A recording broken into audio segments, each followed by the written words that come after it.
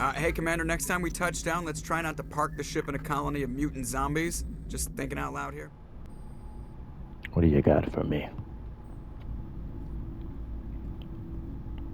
Do you have some time to talk now, Commander?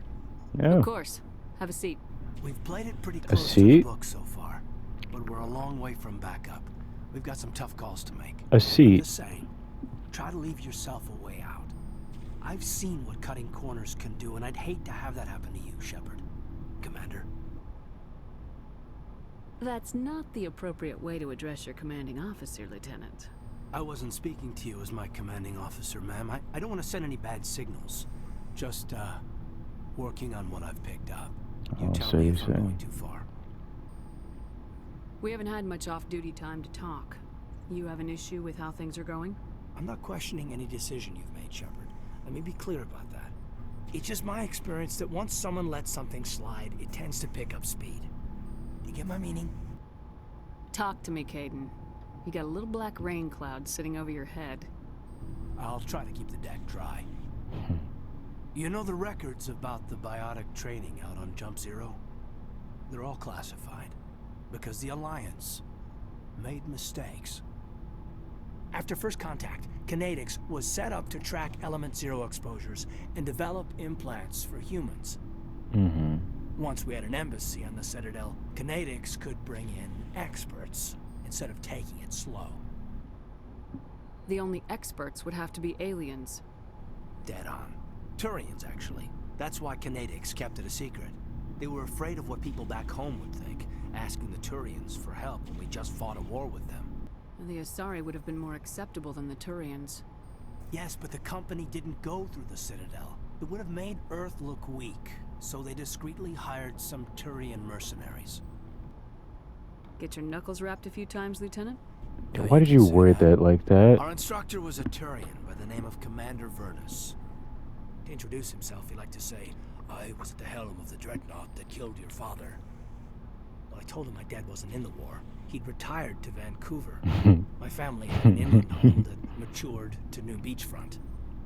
Vernus had it in for me after that. He cut corners, pushed hard. I mean, you either came out a Superman or a wreck. A lot of kids snapped. A few died. And they just kept them on the payroll? Is that when Payroll? you cut corners, it's not always obvious who pays for it. Mm-hmm.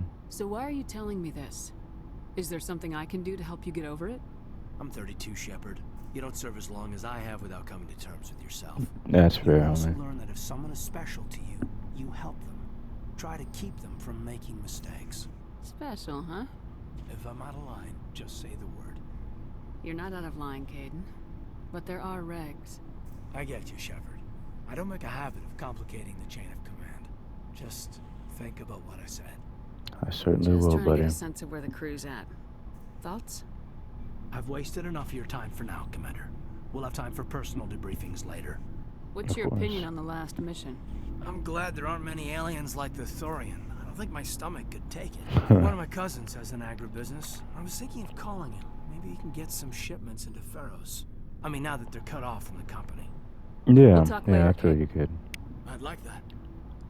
I'm sure you would, buddy. Alright, guys, I'll see you at the next companion. I don't think Liara has any new dialogue right just yet, so you probably won't be seeing me speak to her. Commander, good to see you. You've been with CSEC a while. Have you seen much action? Well, not as much as you, but yeah, I've seen some interesting things. I bet you have. Anything in particular that stands out? I remember this Solarian geneticist I was sent to investigate. That case was a bit disturbing. What happened? Why were you investigating him? I was tasked with tracking black market trade on the Citadel. Most of it harmless, nothing I needed to pursue. But during the course of my investigation, What do you I mean by noticed an that? increase in the trade of body parts, organs mostly. We usually get a few of those, but not the numbers I was seeing. We weren't sure if there was a new black market lab or if some freak was harvesting organs from citizens. What on earth? You've seen this before on the Citadel? Every so often, some lab sells unwanted parts through the black market, but they're not as bad as the psychos. I remember this one Elcor diplomat we caught in my first year on the job. He was hacking people up and selling their organs. An Elcor. Had the station in a bit of a panic. One of But the this case big... wasn't that clear-cut. Turns out there was more going on than we first realized. So how did you figure out what was happening? First, we got a hold of a sample and ran DNA tests. The weird thing was, the match led us to a Turian who was still alive and was very convinced he'd never lost his liver. After a bit of digging, I discovered this Turian worked briefly for Dr. Salion, the geneticist. So I went to his lab hoping to find evidence of cloned organ development, but there was nothing. No Salarian hearts, no Turian livers, not one Krogan testicle. You're kidding, right? Why would anyone want Krogan testicles? Some Krogan believe that testicle transplants can increase their virility, counteract the effects of the genophage. It doesn't work, but that doesn't stop them from buying. They'll pay up to 10,000 credits each. That's 40,000 for a full set. Good lord. Somebody's making a killing out there. What'd you do about the geneticist? I brought in some of his employees for interrogation to see if I could get them to talk. While I was interviewing one of them, I came across something suspicious. Why did you word You interviewing mean like that? threatening? Was that really necessary? Maybe, maybe not. Either way, it paid off. Enunciate, not word. One of my detainees started bleeding profusely during the interview. We offered to patch him up, and he got frantic, freaked out. I ordered a full exam to find out what was going on. Our medics found incisions all over his body, some of them fresh. That was our big break. These people weren't just Dr. Salion's employees. They were test tubes. That's... Living test tubes. sick, yeah. He was growing parts inside these people? Exactly. He cloned their organs right inside their own bodies. Then he harvested them and sold them off. Now that's messed up. Most of the That's victims were like... poor. He'd pay them each a small percentage of the sales, but only if the organs were good. Sometimes an organ wouldn't grow properly, so he'd just leave it in them. So they What? were a mess, but only on the inside, hidden so nobody could see it. I hope he got what he deserved. That's the worst part. We never caught him. What do you mean you never Why caught not? him? What the hell happened? He ran, blew his lab, grabbed some of his employees, and headed for the nearest space dock. By the time I found out, his ship was already leaving. He threatened to kill his hostages if we tried to stop him. But you went after him anyway, right? I ordered Citadel Defense to shoot him down, but CSEC headquarters countermanded my order. And they were They were worried right. about the hostages, worried about civilian casualties if the ship was destroyed so close to the Citadel. I told them those hostages were dead anyway. He just used them to make more organs. But they wouldn't listen. It's not worth the risk. You pursue the vessel and disable it. That's the best choice. They sent Exactly. the military after him, but he got away just the same. Then they're inefficient. Yes, they did. I went to Palin and told him what I thought of him and his policies. He said if I didn't like it, I could quit. Well, I almost did. All they had to do was disable that ship, stop him from running. Maybe the hostages die, maybe they don't, but at least we stopped the bastard responsible for it all. If you don't care about the fate of those hostages, then you're no better than he is. You're just a terrorist with a badge. Yeah, maybe you're right. It doesn't make it any easier, but I see your point.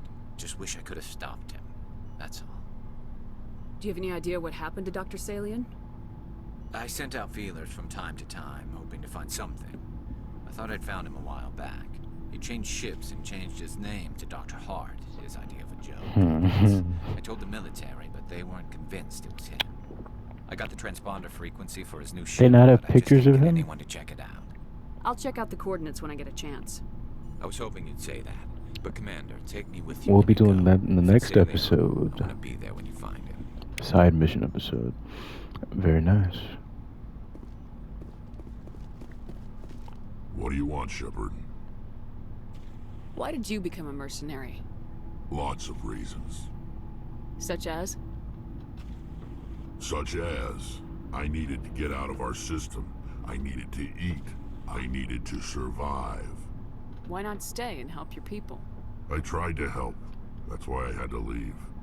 What happened? I was betrayed. I was head of a small tribe. We were trying to restore order after the war, but the other tribes were against us. They followed Jared, one of the few warlords who survived the war with the Turians. But he was old, and so were his ideas. He wanted to continue the war, He wanted us to fight.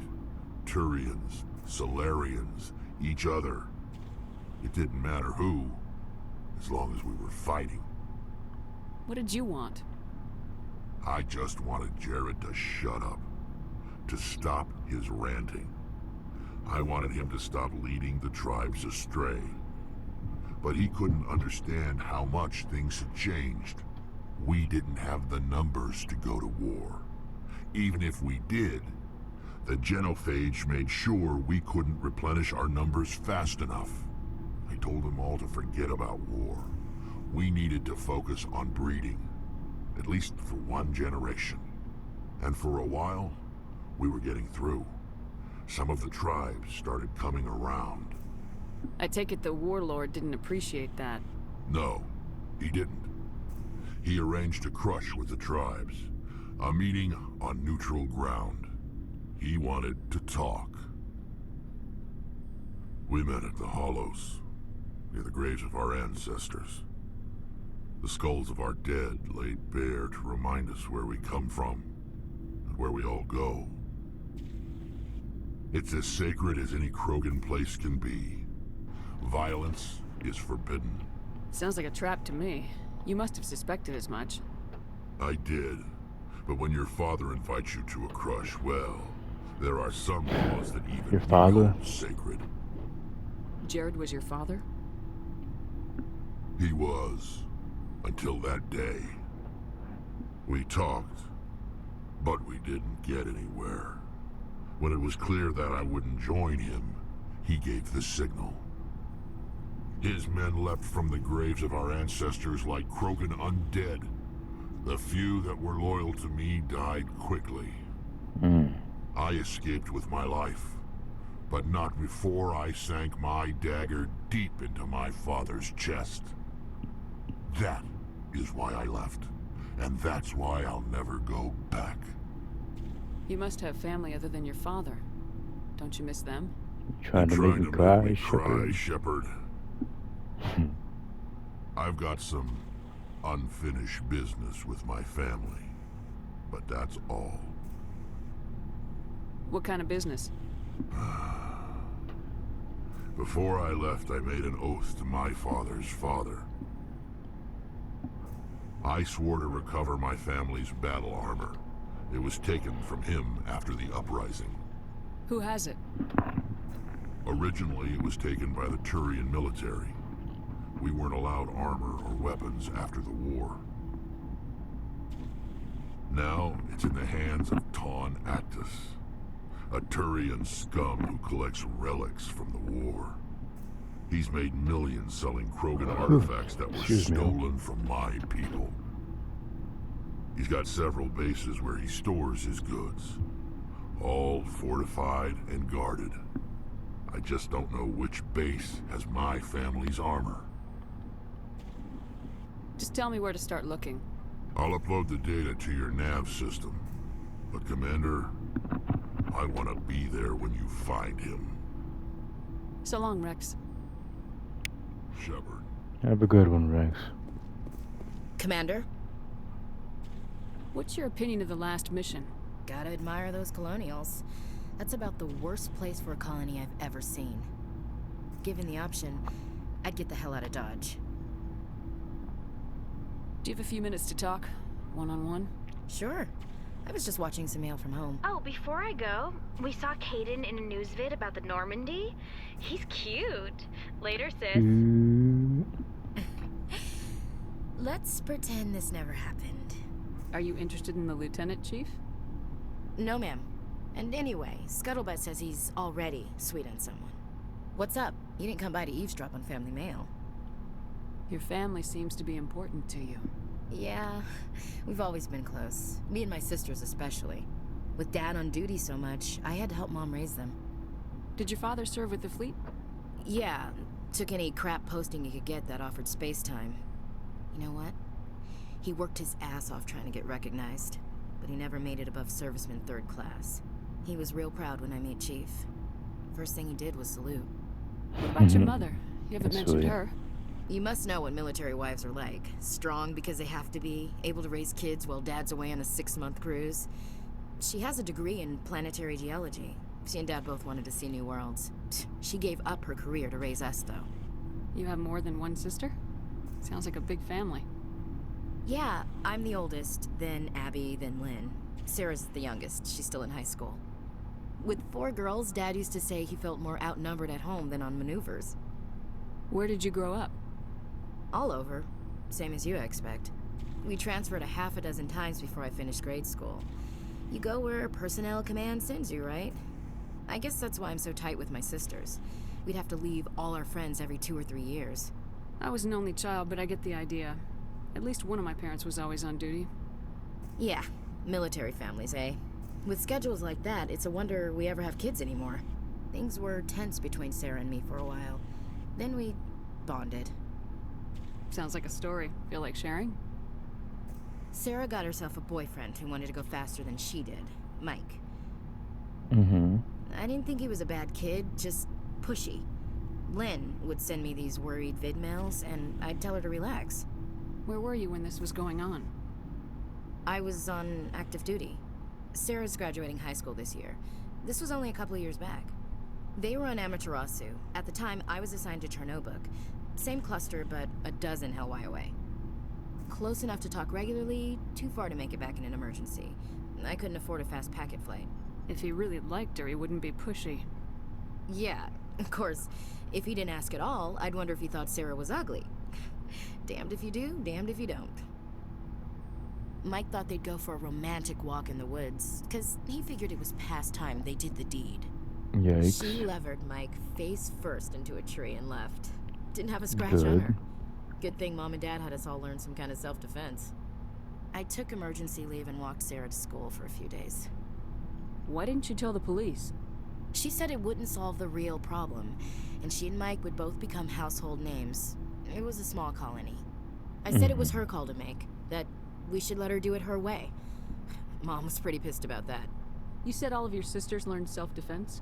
Lynn did pistol practice, but didn't like it. She's kind of nervous. Sarah took Aikido. Abby decided to learn the sword. She always was a little weird. Likes big skirts and tops you have to tie her into. They do great things to her figure, though. So, what did you learn? One of Dad's friends taught me Marine hand to hand. You traveled all the way home to walk your sister to school. It was only a dozen light years, like a day's cruise. Oh, It's not of like I was going course. to Earth or something. My last day out, Yes, Mike was that's waiting short. for us. Sarah had told her friends, so everyone at school knew what he did. He wasn't happy. I wanted to snap him in half, but Sarah gave me this look, this let me handle it, I need to do this alone look. She kept her cool, God bless her, as he screamed in her face. She just let him vent. Then he tried to punch her. I swear, she just flowed around him. Next thing I knew, he's face down on the sidewalk, and there's blood everywhere. That's unbelievable. Sarah must be as good as you. Better. I'm more or less a straight-up puncher. When he swung, she wasn't there anymore, and he fell. Very nice. She helped him stop the bleeding and had me call an ambulance. She told the paramedics he fell. Before they took him to the hospital, Mike touched Sarah's arm. I thought he was gonna end up on the ground again. But he hung his head, whispered, "I'm sorry," and started crying. She hugged him. The Well, I'm Williams glad he women are a decisive apologized. bunch, Commander. We do things when we're ready. Not before, not after. Your sister's something else. But you didn't mention your father at all. Was he on deployment? Dad always wanted to serve in space, but he wanted us to have real ground under our feet. He'd say, space is beautiful, but you can't raise a family there. Fair. I cannot rest from travel. I will drink life to the lees. All times I have enjoyed greatly, have suffered greatly, both with those that loved me and alone. For always roaming with a hungry heart, much have I seen and known, cities of men and manners, climates, councils, governments. I never thought I'd hear you reciting poetry. Just because I can drill you between the eyes at 100 meters doesn't mean I can't like sensitive stuff. Just Didn't don't spread say it you around. couldn't. Sure. Ulysses was my dad's Sure, favorite Ashley. poem. Every time he shipped out, he recorded me reading it. He had a dozen versions when he retired. Does he still like it? I sure hope so. I read it to his grave every time I go home. Oh, Dad may he passed on rest a in few years peace. back. He's probably still watching, though. You mean from wherever we go after death? Dead on, Skipper. He's with God now. That's not a problem with you, is it? That I believe in God? Everyone has the right to believe what they want. Says so in the Alliance Charter, only with fancier words. I'm Why glad did- you're open-minded about it. Shepard. I've met a few people who are really weirded out by my faith. Because I work in space, I can't believe in a higher power? Jeez. Hello, have you people looked out the window? How can you look at this galaxy and not believe in something? I should get back to my duties. Didn't mean to take up so much of your time. Thank you, Ash. Dismissed, Chief. Ma'am. I was saying Shepard in that offended voice because she, like, Alliance Charter says so. Shepard, you two are becoming friends. What are you doing? Like, speak it from the heart, not from what the textbook tells Shepard, you. I'm glad you're here. Good to see you smiling again, so to speak. I'm sleeping much better now.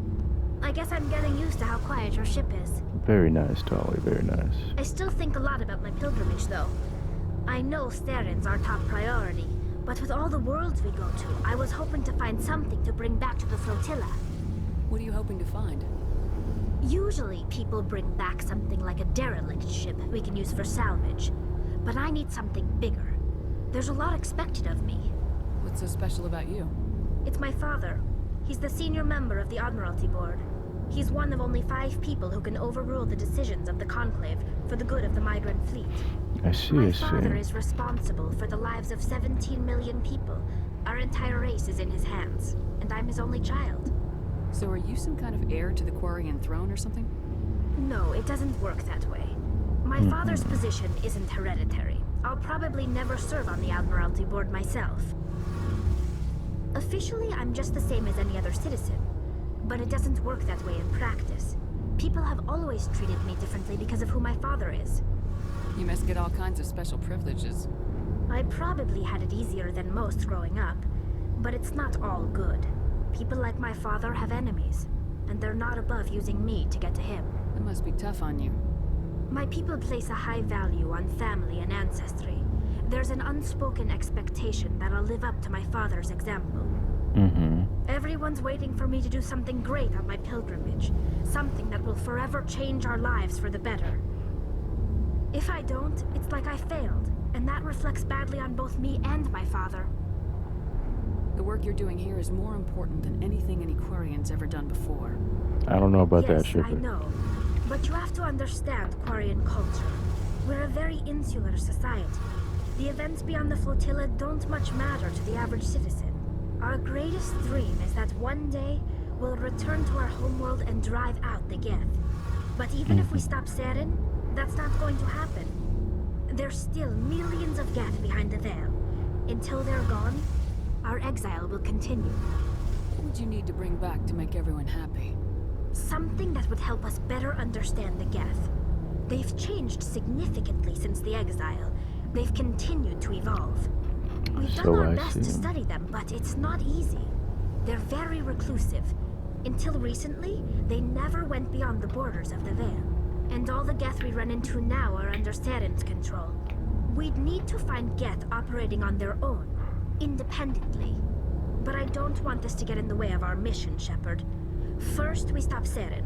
Then I'll worry about my own problems. Of course. I should go. Thank you, Tali. See you later. Thank you for all that lore you just dumped, as well as trusting me with all that information. Alright, gamers, as per usual, this is where I'll be leaving it off, down here in the engine room with Tali and Engineer Adams. I don't really have too much to say other than the fact that back on Zoo's Hope, I was unable to get them the meat that they needed. I did kill the Baron, like I was supposed to, but the colonist that died early in the episode was actually the guy. Okay, so the colonist that died was the wife of the quest giver, right?